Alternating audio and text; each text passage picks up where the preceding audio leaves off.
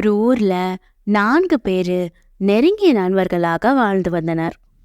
இந்த 4 நண்பர்களும் நன்கு படித்தவர்களாகவும் கலைகள் பல கற்றவர்களாகவும் இருந்தனர்.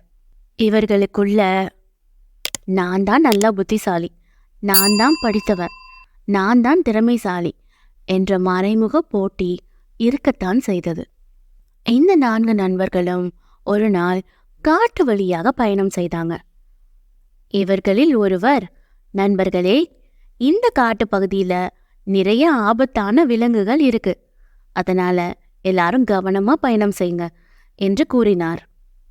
காட்டின் மைய பகுதிக்கு போனதும் இந்த 4 நண்பர்களும் ஒரு வித்தியாசமான காட்சியை பார்க்கறாங்க.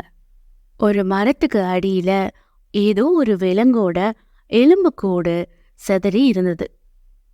எலும்புக்கூடை பார்த்த 4 நண்பர்களும் இது எந்த விலங்கோட எலும்பா இருக்கும் என்று அவர்களுக்குள்ளேயே விவாதிக்க ஆரம்பிச்சாங்க.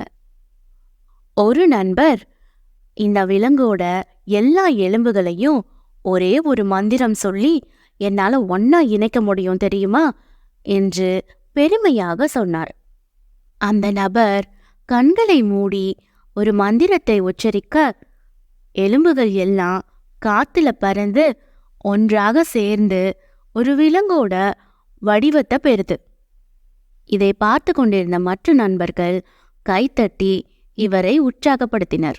இன்னொரு நண்பர், இது என்ன பெரிய ஆச்சரியம், இந்த எலும்பு கூட்டுக்கு என்னால தோலும் சதையும் கொடுக்க முடியும் என்று கர்வமாக சொன்னார். அவர் சொன்னபடியே கண்களை மூடி மந்திரத்தை உச்சரிக்க அந்த எலும்பு கூட்டுக்கு தோலும் சதையும் கிடைத்து அது ஒரு முழு வடிவ சிங்கமாக மாறியது. இதை பார்த்ததும் நண்பர்கள் எல்லாம் ஆச்சரியத்துடன், அடடா, இது சிங்கத்தோட எலும்புக்கூடு தான் போல இருக்கு என்று பேசிக்கொண்டனர். அப்போ 3வது நபர், இதெல்லாம் ஒரு பெரிய விஷயமே இல்லை, இந்த சிங்கத்துக்கு என்னால உயிர் கொடுக்க முடியும் என்று ஆணவமாக சொன்னார். இதுவரை நடப்பதை எல்லாம் அமைதியாக வேடிக்கை பார்த்து கொண்டிருந்த 4வது நபர், வேண்டாம் நண்பா, அந்த ஒரு தவறை மட்டும் செய்யவே செய்யாதே, அந்த சிங்கத்துக்கு உயிர் வந்தா முதல்ல அது நம்மளை தான் சாப்பிடும் என்று எச்சரித்தார். இதை கேட்ட 3வது நபருக்கு வந்ததே கோபம். உனக்கு என் மீது பொறாமை, எங்க நான் இந்த சிங்கத்துக்கு உயிர் கொடுத்தா உங்க எல்லாரையும் விட நான் தான் திறமைசாலின்னு ஊர்ஜிதமாயிடும்ல, அதனாலதான் நீ இதை என்ன செய்ய விடாம தடுக்கிற என்று கோபமாக பதில் சொன்னார். மற்ற 2 நண்பர்களும், உன்னால எந்த விஷயமும் செய்ய முடியறனாலும் பரவாயில்ல, எங்களை தடுக்காம இரு என்று கோபமாக திட்டினர். அதற்கு அந்த 4வது நண்பர், நான் பாதுகாப்பான ஒரு இடத்துக்கு போயிடுறேன், அதுக்கப்புறமா நீங்க உங்க இஷ்டப்படி என்ன வேணா பண்ணுங்க என்று சொல்லிக்கொண்டே மரத்தின் மீது ஏறி அமர்ந்து கொண்டார். எப்படி பயந்து ஓடுறான் பாரு என்று சிரித்து கொண்டே 3வது நபர் மந்திரத்தை சொல்ல சிங்கம் உயிர் பெற்றது.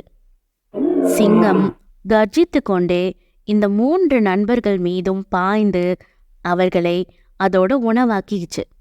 மரத்தின் மீது அமர்ந்திருந்த நண்பர் இந்த சம்பவத்தை பார்த்து மிகவும் பரிதாபப்படுறார். போட்டியாலையும் பொறாமையாலையும் நிதானமா சிந்திக்காம அவசரப்பட்டு உங்க உயிரை இழந்துட்டீங்களே என்று மிகவும் வருந்தினார். அற்புதமான கருத்துக்களை கொண்ட கதைகளை உங்களிடம் கொண்டு வந்து சேர்ப்பதுதான் இந்த சேனலோட நோக்கம். இந்த வீடியோக்கு ஒரு லைக் கொடுத்து உங்க ஃப்ரெண்ட்ஸ் அண்ட் ஃபேமிலிக்கும் ஷேர் பண்ணுங்க. மறக்காம இட்ஸ் ஸ்டோரி டைம் சேனலை சப்ஸ்கிரைப் பண்ணுங்க, பெல் ஐக்கானை பிரஸ் பண்ணுங்க.